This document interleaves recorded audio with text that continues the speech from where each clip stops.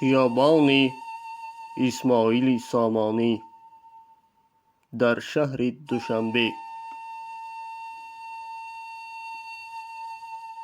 این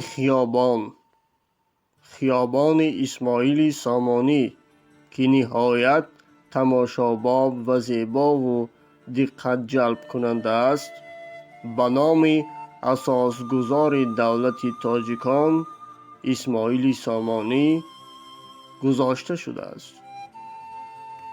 ما را می سزد که چنین جایهای زیبا و مشهور را به نام چنین شخصیت‌های تاریخی گذاریم.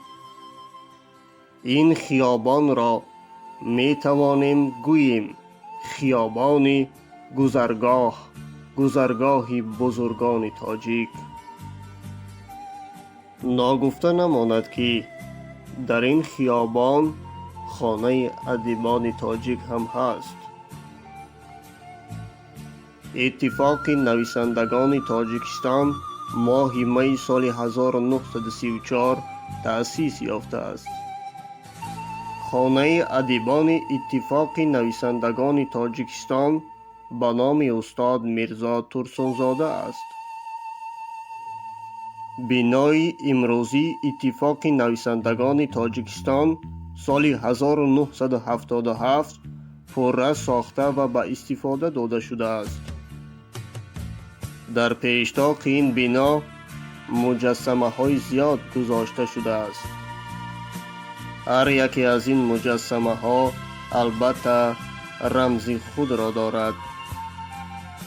سر اول در اینجا پیکره استاد صدرالدین عینی و مکسیم گورکی گذاشته شده است. این نشانه آن است که این دو مرد بزرگ به هم دوستی نزدیک بودند.